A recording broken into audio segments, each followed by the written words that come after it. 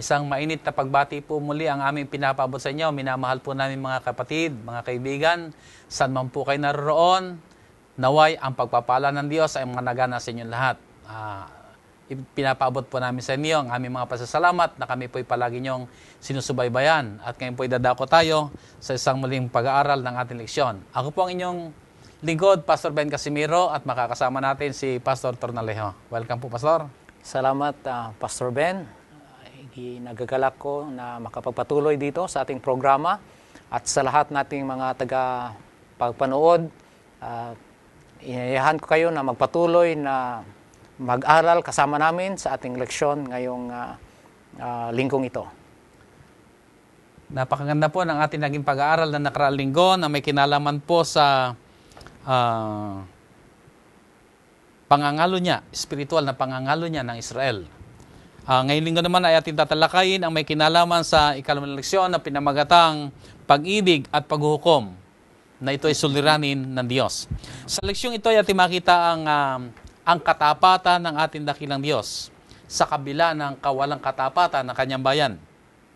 At hindi makikita ang bunga ng kakulangan ng pagkakilala sa Diyos at minsan pa ay ating matutunghayan ang paanyaya ng Diyos na tayo ay magbalik loob sa Kanya at kilalanin siya na Panginoon ng ating mga buhay. Pero bago tayo tuluyang dumako sa ating pag-aaral na yon, tayo muna po'y muling mananalangin at ihilingin natin muli si Pastor Tornalejo. Pangunahan tayo sa ating panalangin. Tayo po'y manalangin. Mahabagin naming Ama, kami po muli ay lumalapit sa iyo, humiling sa iyong patnubay. Bigyan mo po kami ng sapat na kaalaman upang aming maunawaan ang aming pag-aralan ngayong araw. Sana po bigyan mo rin ng mabuting kalusugan ang lahat na tagapanood at kaming lahat ay magpuri sa iyong pangalan.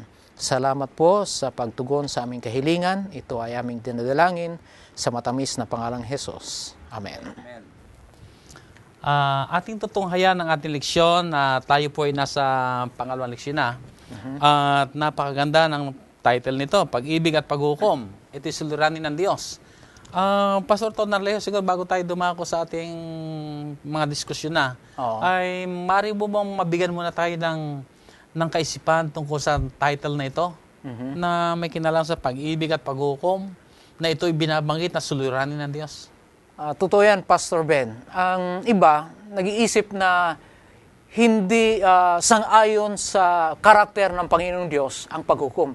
Kasi ang pagkaalam ng karamihan, ang Diyos ang pag-ibig at wala ng paghukom.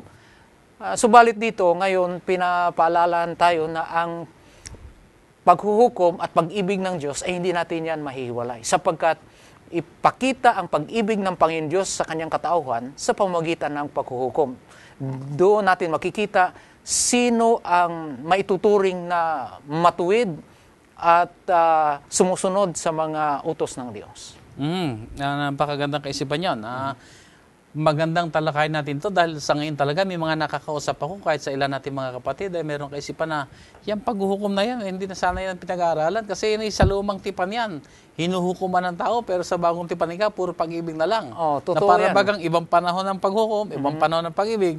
Pero kagaya ng yun nabanggit, ito'y dalawang hindi pwede paghiwalayin. Totoo yan, Pastor Ben. At kung paano ito magaganap, hindi natin suliranin. Ito'y suliranin ng Diyos. Ay, idagdag pa dyan, Pastor Ben, kasi hindi hayaan ng Panginoong Diyos na magpatuloy ang kasamaan. Sapagkat kung hayaan ng Panginoong Diyos, magtagumpay ang masama. So kailangan natin na maintindihan na kasama sa karakter ng Panginoon, sa pag-ibig, ang paghuhukom. At sa ating tinatawag na mensahe ng tatlo sinugong anghel, ay makita natin doon, bahagi ng everlasting gospel ay ang pagdating ng paghuhukom. Maganda atin ito ngayon muna ang ating susing talata na makita natin sa aklat ng Hosea. Hoseas Kapitulo 12, talatang 6, akin mo nang babasahin. Ganito ang wika. Kaya't magbalik loob ka sa iyong Diyos. Mag-ingat ka ng kaawaan at ng kahatulan at hintayin mong lagi ang iyong Diyos. So dito binabanggit ang may kinalaman sa paanyayang muli ng ating Diyos. At tayo'y magkaroon ng tamang relasyon sa Kanya. Atin ito ngayon ang ating pag-aral. Paano ba inilarawan ng manunulat ng Biblia tungkol sa relasyon ng Diyos sa kanyang bayan? Lalo na dito sa Usyas, inilarawan ng Panginoong Diyos ang pakikitungo sa kanyang bayan sa pamamagitan ng mga metaphors or metapora. Ito ay isang paghahatid ng isang malalim na bagay na hindi masyadong popular sa pag-iisip ng isa sa pamamagitan ng paggamit ng mga halimbawa, mga paghahalintulad upang iparating ang isang mensahe sa mga tao na kanilang maintindihan. So itong metaphor na ito ay ginagamit upang kumbaga yung hindi masyadong kilala o hindi masyadong naunawaan ay maituro sa pamamagitan ng mga bagay na atin ng tama yan. naunawaan. Sa ganung bagay, magiging mas madali ang pagkatuto. Ang ibig sabihin, ang metapora ay nagbibigay ng isang mahalagang punto sa ibang bagay. Yung example ay nagbibigay ng emphasis sa isang bagay. Okay, so binanggit mo na ang Diyos ay gumamit dito ngayon ng mga metaphor. Sa ating leksyon ba, ano ba yung mga metaphor na ito na mga binanggit ng ating leksyon? Sa nakaraan, ating napag-aralan, Pastor Ben, mga kapatid, na ginamit ng Panginoon ang pag-aasawa sa paglalarawan ng kanyang pakikitungo sa kanyang bayan. Ngayon naman, ating tunghayan ang pakikitungo ng Diyos sa kanyang bayan sa pamamagitan ng paggamit ng parent-child relationship, yung pakikitungo ng magulang sa kanyang anak. Ito ay isang mahalagang bagay na madali natin maunawaan. Ang ibig sabihin, ang relasyon o kaugnayan ng isang magulang sa kanyang anak ay hindi mahirap natin intindihin. Yan ang ibig sabihin ng mga metapora. Na itong larawan ng magulang sa anak ay makikita natin o madali natin maunawaan na ito'y nagtuturo sa atin kung paano nakitungo ang Diyos sa atin. Tama, na siya ang ating Ama at tayo lahat ang kanyang anak. Yan ang punto, Pastor Ben. So, paano natin makita pa ang pagpapahig ng Diyos ng kanyang sarili sa pamamagitan ng metaporang ito? Anong itinuturo sa atin ng leksyong ito? Maraming mga bagay ang nakalagay dito. Bigyan nating pansin ang isang punto kagaya ng parent-child relationship na ang isang magulang kung nagmamahal sa kanyang anak ay kanyang didisiplina, tinuturuan, kagaya ng masasabi natin dito na yung isang bata na learning to walk, toddling son. Ito'y kung ikaw isang magulang, maintindihan mo kung paano turuan ang isang anak na matuto maglakad. So ito, sa pamamagitan nito, na paiabot ng Panginoong Diyos kung ano ang pamaraan niya sa pagtulong sa kanyang mga anak. Okay. Ano pa ang ating makikita? Anong talata ang pwede nating... Basahin natin dito sa Usyas. Usyas, Kapitulo 7, talata 11 at saka 12. Dito natin makikita. Pakibasa, Pastor Ben. Okay, ganito ang wika. At ang Ephraim ay parang isang mangmang na kalapati na walang unawa. Sila'y nagsitawag sa Ehipto at sila'y nagsiparoon sa Assyria. Pagka sila'y magsisiyaon, ay aking ilaladlad ang aking lambat sa kanila. Akin silang ibabagsak na parang mga ibon sa himpapawid. Aking parurusan sila gaya ng narinig sa kanilang kapisanan.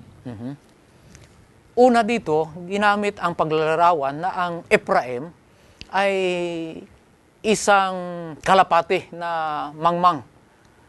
May karanasan ka ba sa mga ibon, Pastor, mga birds? Kung ano ang kanilang ugali, bakit hinahalintulad dito ang Ephraim sa isang kalapati na mangmang? Pero maganda siguro bago natin tunghayan yon, ay ipaunawa muna natin sa ating mga manonood. Ano ba itong Ephraim na tinutukoy dito? Bago tayo dumako sa kanyang mga ginawa sa kanya. Okay. Ang Ephraim, mga kapatid, ay kababatang anak ni Jose. Ito ang mas mahal na anak ni Jose. At ito ang nagiging pangunahing tribo sa Israel. So masasabi natin sa paggamit ng pangalan na Ephraim, ang tinutukoy dito ang kabuuan ng Israel. Bibigyan ko lang, Pastor Ben, ng maiksing background. Ang kaharian ng Israel ay nahati. Nahati sa dalawa. Nahati sa dalawa. Ang Huda at saka yung Israel.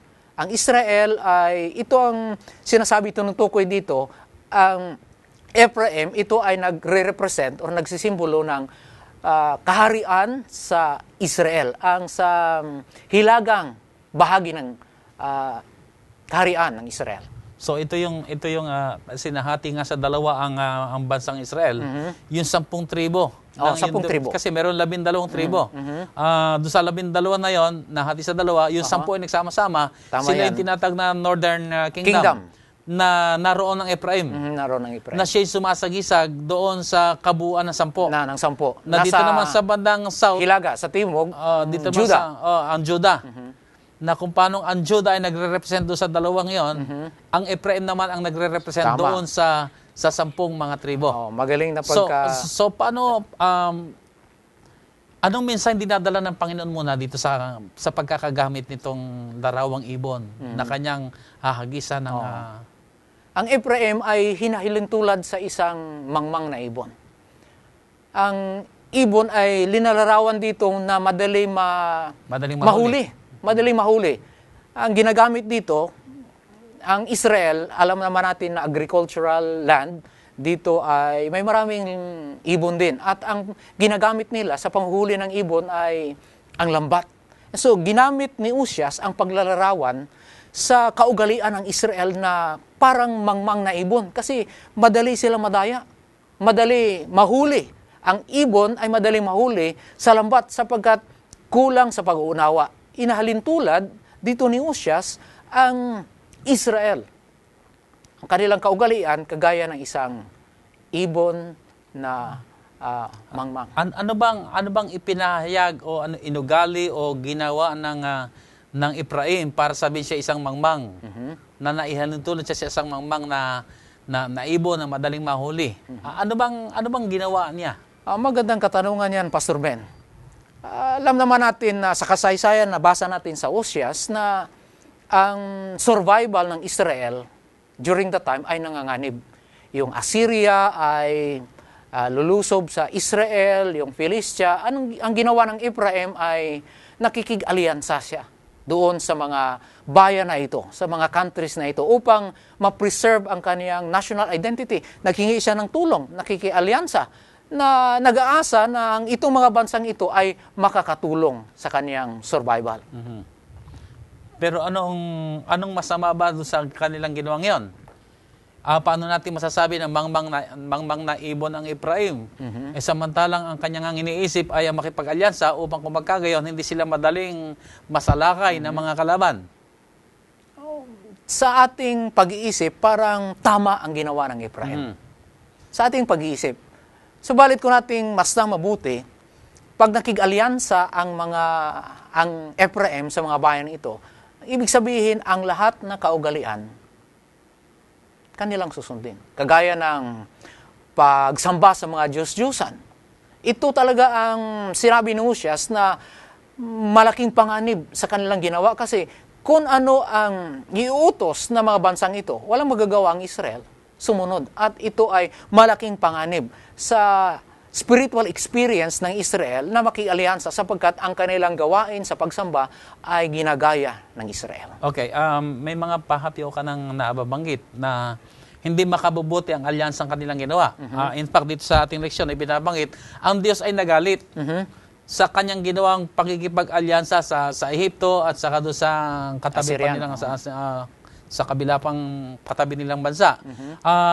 Bakit nagalit ang Diyos? Anong makikita nating napakahalagang leksyon na pwede nating mapulot sa kanilang karansang iyon?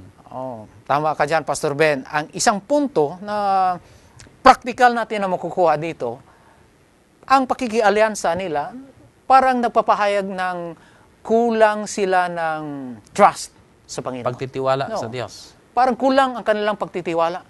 Bakit pa sila makialyansa sa mga bayang ito?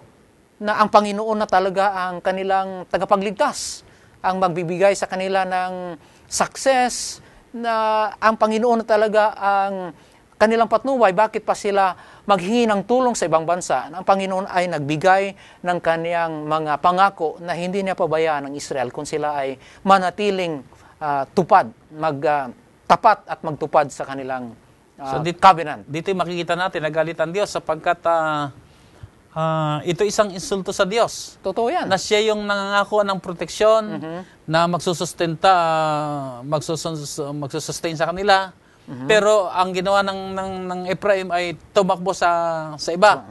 Na para bagang kanila ipinapahayag ay wala kaming tiwala sa Diyos. Hindi namin alam kung kaya niya kami ingatan. So sa ganitong kalagayan ay talagang nagalit ang Diyos. Oh, totoo yan, Pastor Ben. Sa kanilang kalagayan noong panahon na yon, parang sabi nila na ang kanilang paniniwala sa Panginoon ay hindi makaligtas sa kanila. Doon sila sa ibang puwersa. Doon nila inilagay ang kanilang tiwala. At hindi yan maganda. At ang isang mabigat na karanasan dito ay para bang sinasabi tuloy ng mga karatig nilang mga bansa na higit na makapangyarihan ang kanilang Diyos kaysa sa Diyos ng Israel. Remember, dito kasi ay hindi naman kasi pinag-uusapan lang dito yung Israel at saka yung mga Ehipto. May mga paniniwala itong pinangahawakan din na higit na makapangyarihan Diyos ng Israel o mahigit na mas makapangyarihan ng Diyos ng mga taga-Ehipto. So, dito makita natin na talaga ang Diyos ay hindi sangayon sa kanilang ginawang yan. Yan ang punto Kaya, dyan. sa mga may namahal na mga kaibigan, mga kapatid natin, ito may mahalagang leksyong itinuturo sa atin. Kapag meron tayong mga higit pang pinagkakatiwalaan kaysa sa Diyos, ay palagay ko the same principle lang ito na maaaring magalit ang Diyos sa atin sabagat ipinapakita natin na mas nagtitiwala pa tayo sa tao na limitado ang magagawa kaysa sa Diyos na alam natin siya makapangyarihan sa lahat. Kaya sa Bible, marami rin tayong beses na makikita na huwag tumiwala sa mga prinsipe o sa mga hari. Alam mo, Pastor, ako'y merong karanasan dito. Hindi ko na lang babanggitin yung specific na place, pero meron akong pinuntahang isang lugar na inaasahan ko may mga kaibigan ako na mag-aasikaso, tutulong, yung aming mga paglilibot ay sila ang bahala. Pero pagdating namin doon sa lugar na yan ay wala. Wala. Oo. Yung inaasahan mo, wala. Yung inaasahan mo na ipinagmamalaki ko na pag dumating kami roon ay walang problema. Ay talagang pagdating namin doon ay katakot-takot na problema. Bakit? Dahil yung aming inaasahan ng mga tao ay hindi namin nakita. At doon ko na-realize, merong leksyong itinuturo ang Panginoon. At doon naganap yung sinasabi sa Bible na huwag kang tumiwala sa mga prinsipe. Sa mga prinsipe o mga hari. In other words, huwag tayong magtiwala sa tao kundi sa Diyos. Sa Diyos lang. Hindi naman ibig sabihin wala akong tiwala sa iyo. Pero ang punto rito ay yung aking buhay, ipagkatiwala ko sa Diyos.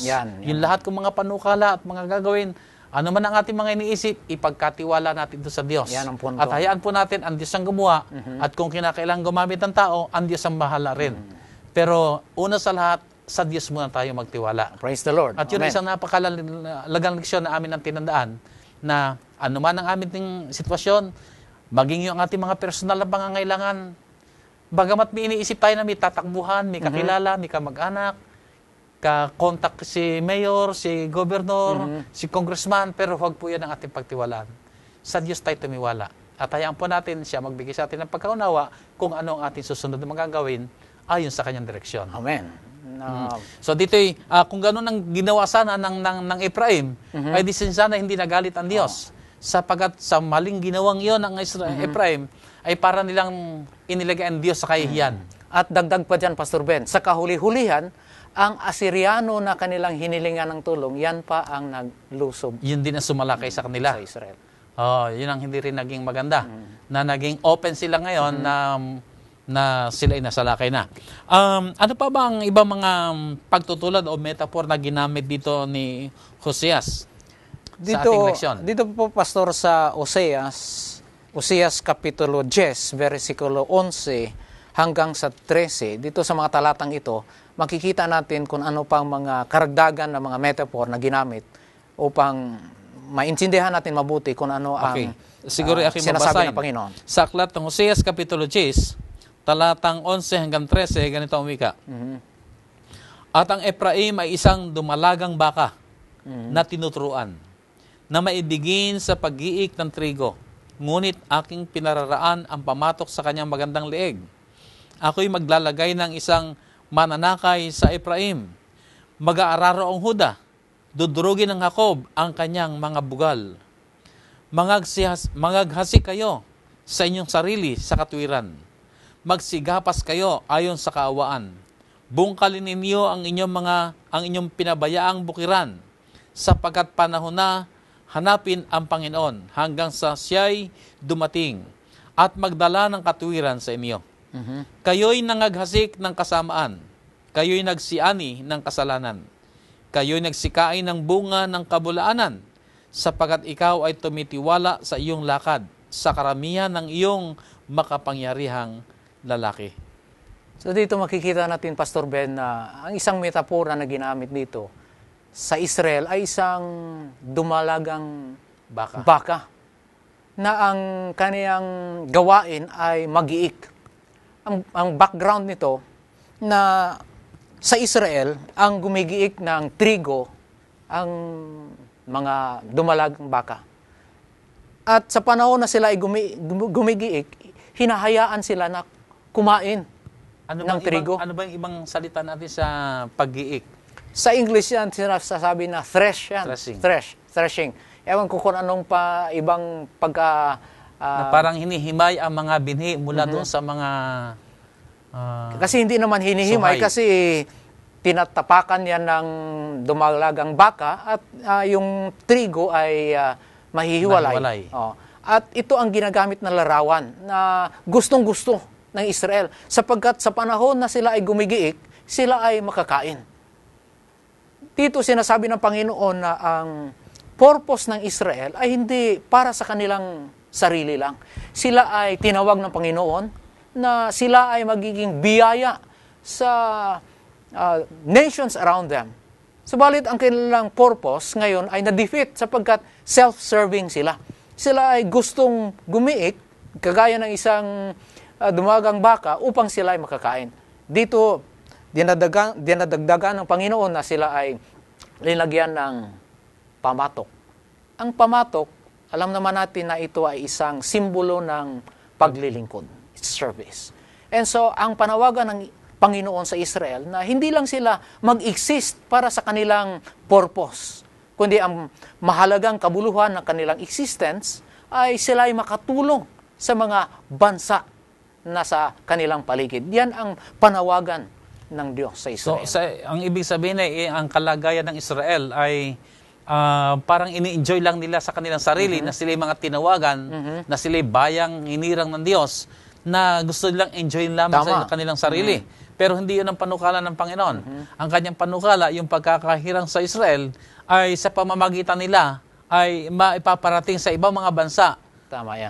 Ang katotohanan tungkol sa Diyos na manlalalang. Yan ang punto dyan, Pastor Ben. So, ibig sabihin ay maaari kayang ito'y nagaganap din sa ating panahon ngayon na samantalang ini-enjoy natin ang pagiging mananampalataya, ay kontento na tayo roon, na tayo sumisimba, na tayo ay nananalangin, pero wala tayong iniisip na magmisyon din sa iba para iparating din sa kanila ang katotohanan. Marahil ganito rin ang kaisipan ng Panginoon sa ating panahon ngayon. Yan ang magaling na katanungan na itanong natin sa ating sarili. Tayo ay makasagot ng katanungan na yan sa pamamagitan ng ating pamumuhay. Kung ano tayo ka-committed to serve the Lord and others. Na ang ating existence ay hindi lang para sa ating sarili, kundi para din na tayo ay makapaglingkod sa Diyos at sa ating mga kapwa. So ang pagkakahirang o ang pagkakatawag sa Israel ay hindi lamang para maging mga pili o mga pinili, kundi ang gumawa ng paglilingkod. Kasi binagay dito na yung lalagyan ng pamatok, yung yoke. At alam natin ay yun ay sumisimbolo ng paglilingkod.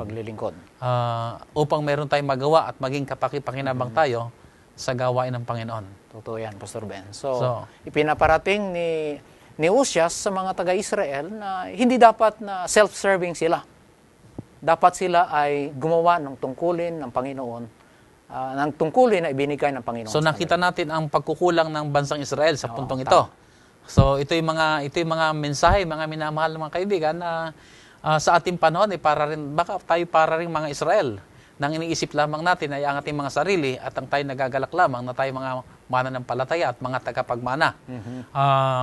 It's a privilege, isang pribilehiyo na tayo maging bayan ng Diyos. Pero ang bawat pribilehiyo ay meron din kakambal na responsibilidad. Tama yan. Na yayamang tayo mga tagasunod na ng ating Panginoon, ay di makibahagi na tayo sa gawain din ng Panginoon at ipagmamalasakit ang kanyang mga bagay na ipinagmamalasakit. Amen. Dito sa ating leksyon, Pastor, ay meron pa isang binabanggit na isang anak na nag-aaral lumakad. Ano yung mensaheng dinadala sa atin sa pamamagitan ng paglalarawang yon? Sa nasabi ko na kanina, hindi yan mahirap intindihin. Sa lahat ng mga magulang, lahat tayo nakaranas kung papaano ang mag-care sa isang batang nag-learn na maglakad. So diyan ang pag-aaruga, careful tayo.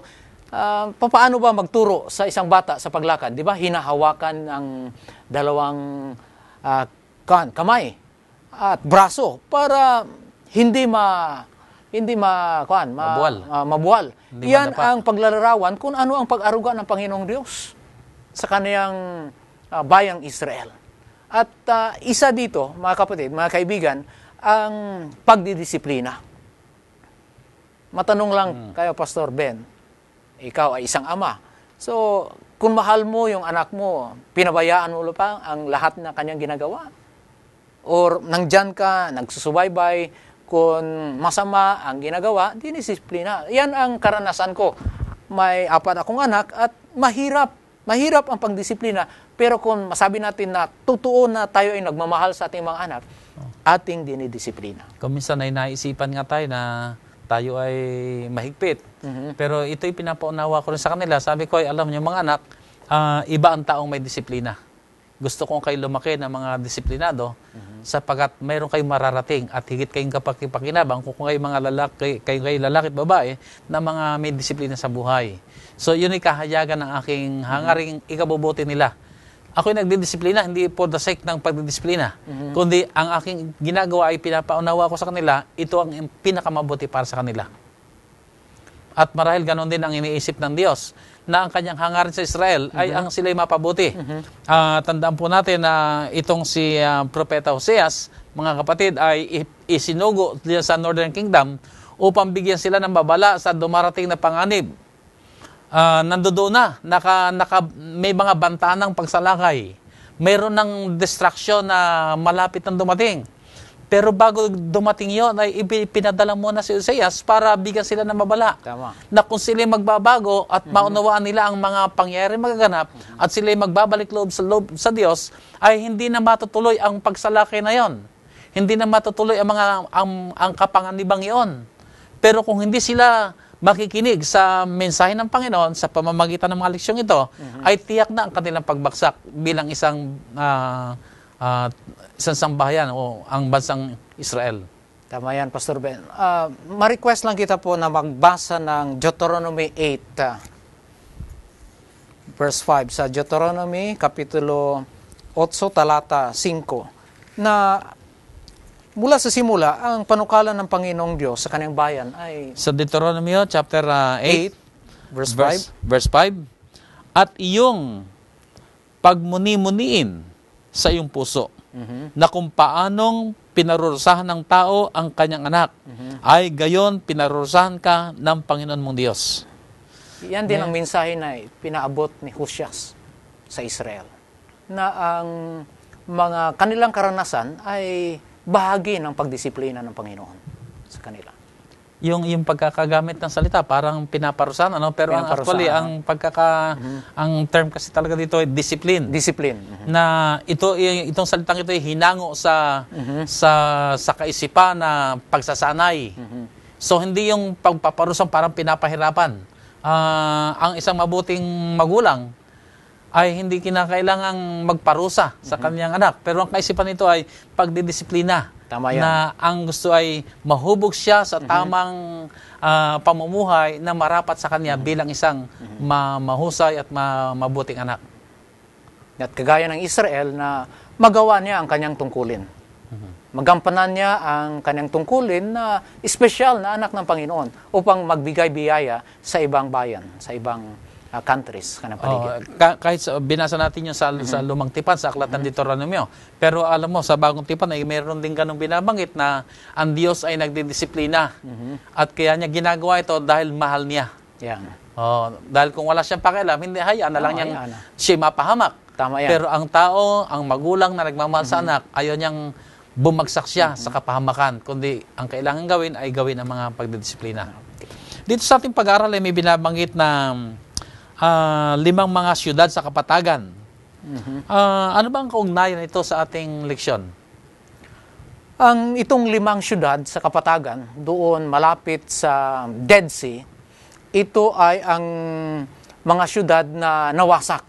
Mas mabuti siguro, Pastor Ben, ating basahin sa Genesis, Kapitulo 14, talata 8. Itong karanasan o kasaysayan ng mga bansa dito sa plains 14. of Chapter 14, sa verse 8. talatang 8. Ganito umika. At nagsilabas ang hari sa Sodoma, at ang hari sa Gomora, at ang hari sa Adma, at ang hari sa Sebuim, at ang hari sa Bela, na dili ibat si Zor, at sila'y humanay ng pakikipagbaka laban sa kanila sa libis ng Sidim. Ang karanasan at kasaysayan ng mga bansang ito, ang lahat ng bansang ito ay nawasak. Maliban lamang sa isang bansa na nanatili. Subalit ito ay nagiging ginamit na larawan upang ipaglarawan ang kawasakan.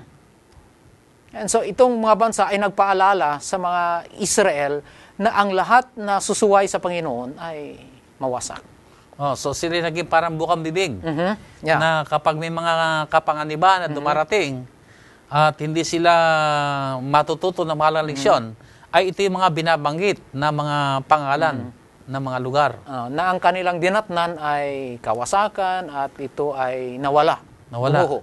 So ito actually itong pagkakabanggit dito ay parang warning na binibigay ng Panginoon sa pamamagitan ng Hosias na kung hindi sila magbabalik loob sa Diyos ay mahalin tulad sila sa mga nabanggit na mga lugar na yon, na mga kapatagan na hindi na umiiral. Yan.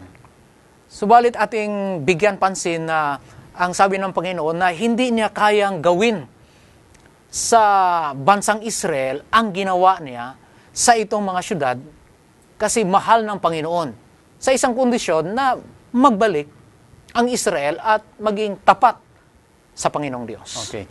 Dito sa ating leksyon na pinag-aaralan ay mayroong isang napakagandang punto na ang Diyos ay inilarawan sa banal na kasulatan o sa lumang tipan, lalo tigit dito sa aklat ng Hosias. Paano ba siya inilarawan? Maganda ang pagkakalarawan dito sa Diyos eh. Sa Hosias, Kapitulo 14, ito ay naglalarawan na ang Panginoon ay mahabagin, puno ng pag-ibig, at ito ay nagbibigay pansin na ang Panginoon ay kagaya sa Panginoon. Ang Panginoon ay walang pagkaiba. Hindi nag-change. He is unchanging. Hindi nagbabago. From the Old Testament until the New Testament, ang Panginoon ay ganun pa rin. Tapat at mapagmahal at ang kaniyang, sabi pa nga sa aklat ng Hosea, ang binibigay na definition sa pag-ibig ng Panginoon ay hindi natitinag. Okay, saan ba natin maaari makita sa aklat ng Hosea ang paglalarawan tungkol sa katangian, kagandahan ng ating dakilang Diyos? Dito, Pastor, makikita natin sa last chapter, Okay. Hosea 14. Siguro basahin natin ang mga talata dito. Kung ating papasimulan sa talatang 1, ang wika, O Israel, manumbali ka sa Panginoon mong Diyos, sapagat ikaw ay nabuwal dahil sa iyong kasamaan. Magpahayag kayo na may pagsisisi at pagsipanumbali kayo sa Panginoon. Sabihin ninyo sa Kanya, alisin mo ang buong kasamaan at tanggapin mo ang mabuti. Sa gayoy aming ilalagak na parang mga toro ang handog ng aming mga labi. Hindi kami ililigtas ng Assyria. Kami ay hindi sasakay sa mga kabayo ni magsasabi pa man, kami sa gawa ng aming mga kamay, kayo'y aming mga Diyos, sapagat dahil sa iyo'y nakakasumpong ng kaawaan ang ulila. Nakakasumpong ng kaawaan. So dito makita natin ang Diyos dito ay Diyos ng kaawaan. Tama yan, Pastor Ben. Pero ito'y taliwas doon sa sinasabi ng iba, no, na ang Diyos daw sa lumang tipan ay malupit. Walang awa. Sa bagong tipan, maganda ang Diyos sapagkat pag-ibig. Pero dito pinapakita, kahit sa lumang tipan ay talaga ang Diyos ay Diyos ng kaawaan. Hindi yan tama nagsabi na iba ang Diyos ng lumang tipan at iba naman ang sa bagong tipan. Ang Diyos ay hindi nagbabago. Siya ay ang Diyos ng pag-ibig, subalit balikan natin yung punto na hindi natin mahihiwalay ang pag-ibig at paghuhukom. So anong mga mahalagang leksyon na yung nakikita na magandang ating kapulutan ng aral mula sa leksyong ito? Okay, maraming salamat. Mga kapatid, ang panawagan ni Uzias mula sa nakarang linggo hanggang ngayon ay nagpapakita na ang Diyos ay tumatawag sa ating lahat. Hindi lamang sa Israel, sa kanyang lahat na mga anak ng Diyos na tayo ay tumugon sa kanyang panawagan, tayo ay mag-repent, tayo ay bumalik sa kanya at magiging tapat upang makamtan natin ang buhay na walang hanggan. Sabi pa nga, hanapin natin ang Panginoon. Yan ang panawagan ng Panginoon. Hindi lamang sa Israel. Sa ating lahat, hanapin natin ang Panginoon. At bigyan ng buong katapatan ang ating pananampalataya. Unahin natin ang Panginoon sa lahat nating ginagawa sa ating buhay at bigyan ng pinakamahalagang bahagi sa ating buhay ang Panginoon. Yan ang panawagan. Hindi lamang sa Israel, panawagan sa lahat sa atin. Okay, maraming salamat, Pastor Tonaleo.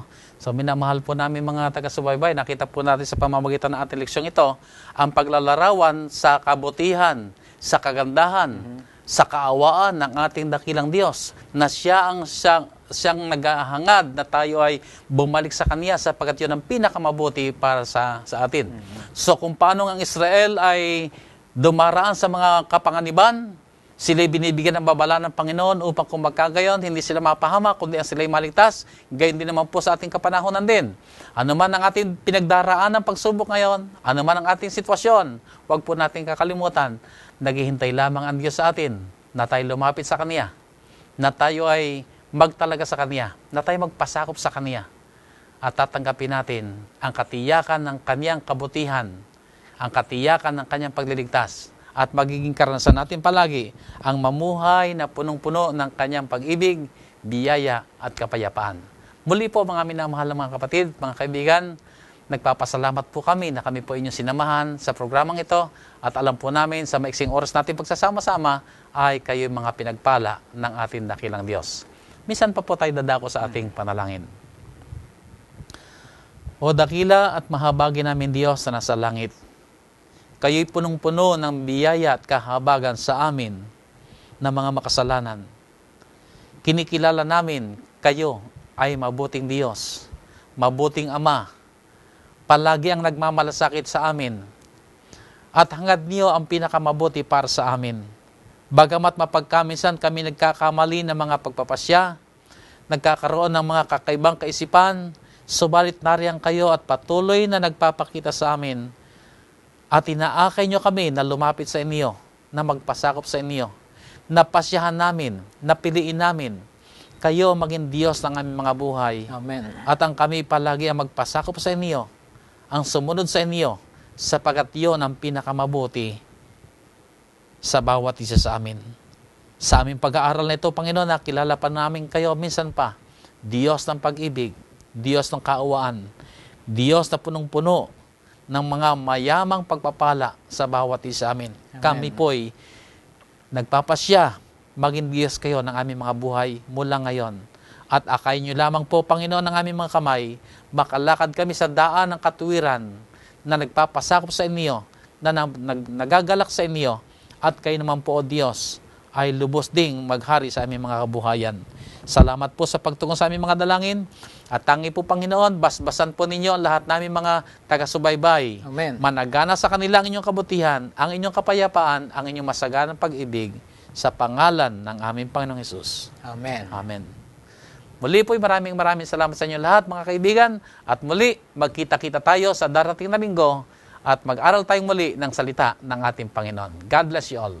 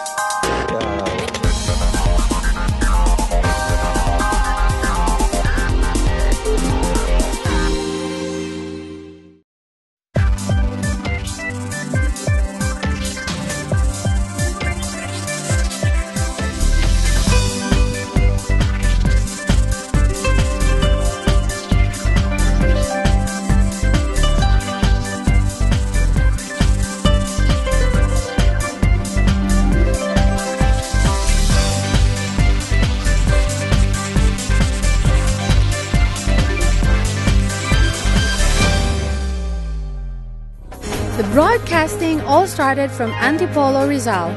Back then was Channel 45. Hope Channel Philippines Luzon embraced the challenge of the television ministry at North Philippine Union Conference on December 2011. It airs 6 regular wholesome programs, 5 hours every day to bring the families of Luzon closer to the Lord. But it has not been that easy. The beginning of a modern ministry came to life when people with the same passion for God's work gathered and started planning for the ministry. That time they thought it would be impossible. Ating yung kaisipan na tayo ay maglulunsad ng TV ministry o yung pamamahayag sa television mula sa mas mataas nating panguluhan sa Southern Asia Pacific Division. Sa matuling sabi, kakailanganin ng napakalaking halaga at napakalaking pamamaraan upang ito po ay ating maipagpatuloy.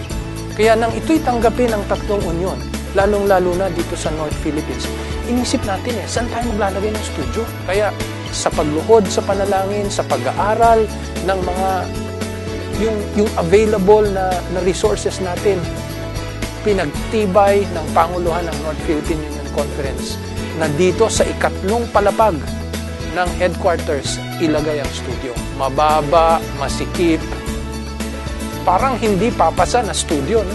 Pero sa ganung paraan, naniniwala tayo na mayroong pangunguna ang Panginoon kung kinakailangan mailunsad dito sa lalong madaling panahon. No?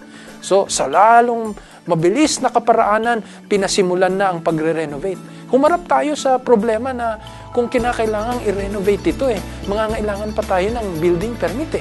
No? Pero alam niyo ang Panginoon, siya rin ang maglalagay ng mga kaparaanan sa tamang panahon kung ito'y kalooban niya. But after a series of hard work and sleepless nights, little by little, the Lord performed on His faithfulness and proved everyone that indeed, to Him, nothing is impossible. What is a volunteer? There's a lot of meanings to this word that these people can give. Volunteerism is all about dedication. It is about your passion. It is about your heart. A volunteer is someone who is willing and has dedication to do God's work, has passion to deliver, and has a heart of service. Alam nyo, kung ang pag-uusapan ay volunteerism, may nauna po sa atin At yan ay walang iba kundi ang ating Panginoong Hesus. Siya ay nagkusa na siya ay pumunta dito sa atin upang sa pamamagitan ng kanyang pagkukusang yun, matugunan ang pangangailangan na malaki ng tao. Malaki ang hamon sa atin at sa maraming pagkakataon, nakikita natin naman yan, naunawaan natin, wala tayong sapat na kakayanan may kinalaman sa pananalapi. Alam natin tayo nagtitiwala na ang Panginoon ay siyang magbibigay sa atin ang ating pangangailangan. Pero sa kapanahonang ito na marahil sinusubok ng Panginoon ang ating pananampalataya at hindi natin alam kung kailan tayo magkakaroon ng sapat na kakayanan sa pananalapi sa gawain ito upang ang gawain ito ay mabilis nating mapalaganap at matapos ang ipinagkaloob sa atin na tungkulin ng ating Panginoon na walang iba kundi ang pangangaral ng Ebanghelyo. Alam na Diyos kung saan naroon ang inyong puso. Bilang voluntaryo sa Hope Channel Philippines, una, ako'y nagpapasalamat sa Panginoon ako ay napabilang dito. Kaya, ang mahalaga ho dito bilang kabahagi ng Hope Channel, yung ating pagtatalaga, yung ating dedication. Huwag po tayong mag-atubili na suportahan ang gawain po ng Hope Channel. Napakarami pong pagsubok ang aming naranasan nang kami po'y sumali nito. Naalala ko nga sa tuwing aming mapag-uusapan ni Edward, kung alalahanin po namin, ipinaranas po ito ng ating Panginoon upang ang ating pong gawain dito sa Hope ay lumago. Yung pagsubok sa buhay natin, palagi at palagi na darating sa ating buhay. Ang hamon ngayon ay nasa sa atin. Kung ang mga hamon na ito ay ating titingnan sa isang positibong aspekto. Sa kabila ng anumang klaseng pagsubok ay nananatiling masaya sapagkat kami pong lahat, kaming mag-asawa, ay masayang nakapaglilingkod sa Kanya. napakalaking hamon po sa bawat isa sa amin. Sapagkat marami pong mga maaaring pwede sa aming lugar. Maraming may mga kakayanan. Subalit mas pinili po namin na maglingkod sa Panginoon sa pamamagitan ng maliliit na kaparaanan, maliit na kakayanan. Kayo po ay aming iniimbitahan na patuloy na suportahan ng Hope Channel Philippines. At alam ko po na sa pamamagitan ng inyong panalangin, sa pamamagitan ng inyong mga pagkakaloob, ang gawain pong ito ay magtatagumpay at ang Panginoon ay makikita natin sa alapaap ng langit. Kahit na anong challenges na inyong nararanasan, ay huwag natin kalimutan siya na siya lagi ang ating lapitan. Kapag siya lagi ang ating lapitan, alam niyo po, yung ating puso ay lagi ma-experience natin na masaya. Hindi rin namin naiwasan na mag-alala sa mga bagay na kailangan tulad ng pangailangan financial. So hindi naaalis sa amin yung mag-alala. Pero maraming beses na napatunayan namin ang Panginoon talagang the best. He is an on-time God. Ang humawak ng ganito kalaking ministeryo, yung magpatakbo ng TV channel ay hindi madali. Subalit sa tulong ng Panginoon at sa tulong ng suporta nating lahat, walang imposible sa Diyos. Mabuhay ang Hope Channel Philippines. The Hope Channel production will never be complete without the production set and the talents who dedicatedly gave their time and efforts in producing programs for Hope Channel Philippines Luzon. Everyone had talents that God has entrusted. It may be your choice to use these talents for the finishing of God's work or not. But these people have already made their decision, that is, to serve the Lord. Kaya aking kayong lahat inaanyayahan, mga minamahal, na inyong patuloy na subaybayan ang palatuntunan ito sa Hope Channel, sapagkat kami nakakatiyak na sa inyong masugid na pagsubaybay, makikinabang po kayo. Now, guesting here in this program gave us the chance to share that burden. So I could say that it has lifted us spiritually. So it has helped us a lot. Thank you so much for these kind of programs. It was truly a blessing. And during the shoot, naramdaman talaga namin yung kakaibang ambience na pinakita nila sa amin. Wala kang makikita sa kanilang parang nagagalit or what. Talagang mapaparamdam nila sa'yo na sige lang, okay lang yan. And then, hindi ko kasi ito nakita sa iba eh. One virtue that I found and saw in this crew is yung kanilang patience. And dyan sa virtue na yan, dyan mo makikita yung Christianity. Kaya nga mga kapatid, panoorin natin ang mga palabas dito sa Hope Channel Philippines. Kumpletos rekados ito. No? Lalo na ang mga family shows, ang mga spiritual shows. All of this, lahat ito ay makakatulong sa pagpapalago ng ating pananampalataya. Alam niyo ho, nung kami naimbitahan dito sa Hope Channel, meron hong kakaibang saya ho akong naramdaman. Kakaiba ho yung pakiramdam pagkasama mo ang buong pamilya mo na maglilingkod sa Panginoon. Maganda hong makita na ang ating buong pamilya ay sama-sama na maglilingkod sa Diyos. Kaya ho mga kaibigan, nais ko hong imbitahan ang bawat isa sa inyo na panoorin ang mga programa na hinanda ng Hope Channel Philippines. Dahil alam ko ho na hindi lang ho ito nagbibigay ng hope sa ating puso, kundi hope na mailigtas ang bawat pamilya natin sa kalungkutan at kasiraan. Hope Channel Philippines, mabuhay ka! The operations of Hope Channel Philippines Luzon will never be complete without the fuel that runs it. A project that encourages the brethren called 20 pesos or more was launched to support the financial need of this media ministry. In the wide scope of Hope Channel Philippines, you will find people who are without question in supporting the ministry, people who made a commitment to follow and push the ministry until the day the Lord comes back. Malaki po aking paniniwala na marami po pong gawain na dapat tapusin, lalo na sa panahon ito. isa sa mga epektibong pamamaraan ay yung TV ministry. Ako'y sumusuporta talaga ng buong buo kahit kukunti yung aming kinikita. Mayroon kaming inilaan para po masuportahan po itong programang ito kasi naniniwala po ako kahit ako mangangaral din, mayroon pong mga lugar na hindi namin kayang mapuntahan at ito'y mapupuntahan po sa TV ministry. Iniimbitahan ko po ang lahat ng mga kapatid, no? Kung saan man kayo ngayon, kung taga saan man kayo, kung ano man ang kalagayan nyo sa buhay. Suportahan po natin ang TV ministry, ang Hope Channel. Malaki po ang magagawa ng Hope Channel para po sa pagtatapos ng gawain. We're very happy to let you know that the church has come up with a scheme where each member of the church could participate in the advancement of God's work through the television ministry. And this is only by way of allowing ourselves in providing finances or little contribution towards this project.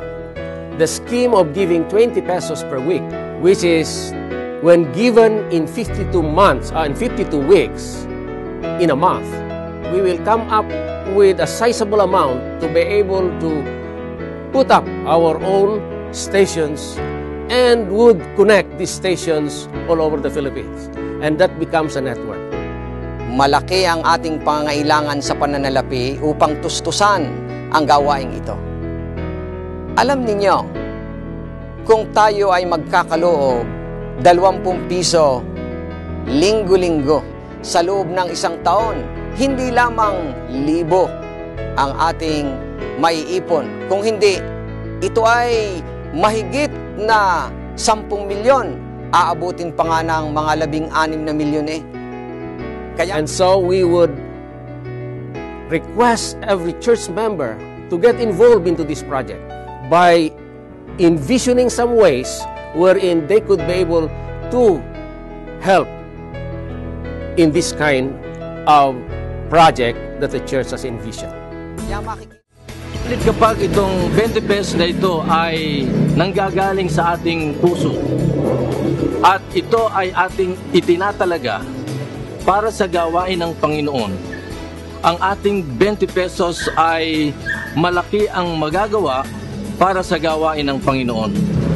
Maliit na halaga, subalit maraming kaluluwa ang madadala sa paanan ng ating Panginoon. Maliit na halaga, subalit may liwanag na madadala sa kadiliman ng sanlibutan. Kaya't ako'y naniniwala na kung ito'y ating susuportahan, ang pagdating ng Panginoon ay para na rin nating napapadali. Akin pong sinusuportahan ang gawain ng Hope Channel sapagkat ang gawain na ito maraming kaluluwa na madadala sa paanan ng ating Panginoon sapagkat napakahalaga ang kaligtasan ng isang tao. Kaya mga kaibigan at mga kapatid, akin ko po kayong iniimbitahan na suportahan ang gawain ito ng Hope Channel. Ang pabalitang ito ay mapaabot sa mga tao upang tanggapin din nila ang ating Panginoong Jesucristo bilang kanilang tagapagligtas. Bawat 20 piso na ipagkakaloob mo, dadalhin sa impapawid sa loob ng bawat tahanan ang isang pag-asa na hindi masusumpungan sa anumang bagay.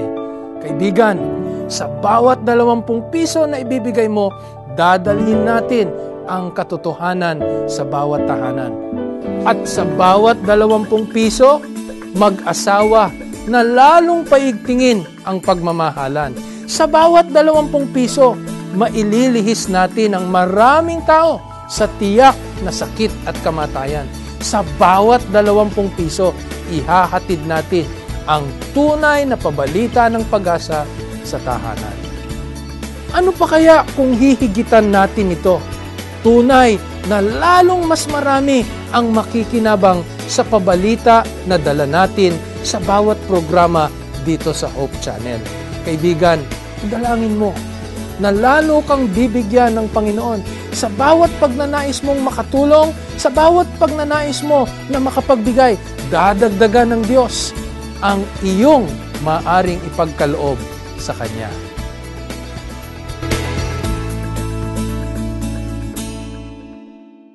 Mabuhay Hope Channel Philippines! Sharing love, changing lives. Hope Channel Philippines! Ayos yun! Mabuhay ang Hope Channel Philippines! Mabuhay Hope Channel Philippines! Mabuhay Hope Channel Philippines! Mabuhay ang Hope Channel Philippines! Mabuhay ang Hope Channel Philippines! Mabuhay Hope Channel!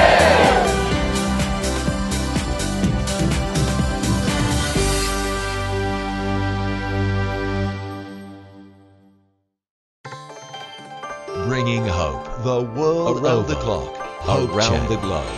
There is hope. Hope Channel.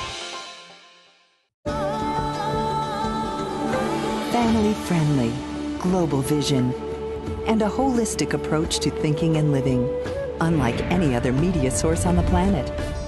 Welcome to Hope Channel. Every hour of every day, any family member can watch.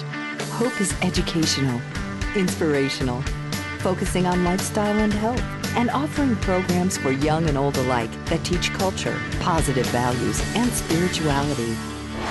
It takes a global network to be in touch with planet Earth's global community. Hope broadcasts everywhere in the world with 7 global channels, and we're affiliated with more than 50 media production centers on 6 continents. The result?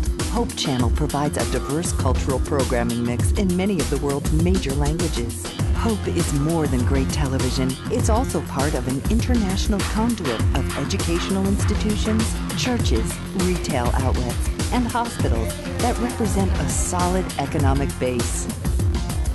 And Hope Channel viewers are loyal, encouraging friends and neighbors to watch. Why? Hope viewers believe that Hope Channel not only enhances living, but changes lives through its compelling lineup of programs. Documentaries taking your subscribers around the world and back through time, visiting places where history was made. Fascinating biographies that open up the lives and times of people who made a difference in society. Travel programs that transport the viewer around the world, demonstrating how people work together to make a better planet. Inspirational programming challenges viewers to experience the joy of discovering faith values and offering spirituality as an important part of a balanced lifestyle. Health and lifestyle programs teach disease prevention and make healthy living simple and attractive. Hope Channel programs provide invaluable support for developing healthy relationships and strong communities. Diverse and positive programming. A global infrastructure and network. A commitment to family-friendly programming 24 hours a day, 7 days a week. This is Hope Channel, your source for quality of life programming.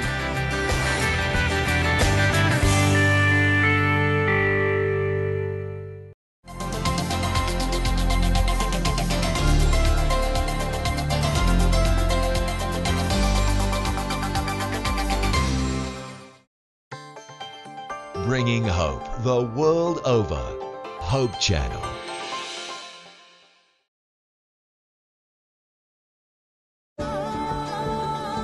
Family friendly, a global vision, and a holistic approach to thinking and living, unlike any other media source on the planet. Welcome to Hope Channel. The Hope Channel is telling the world about Jesus in every country, every city and village, in every home, 24 hours a day. The Hope Channel.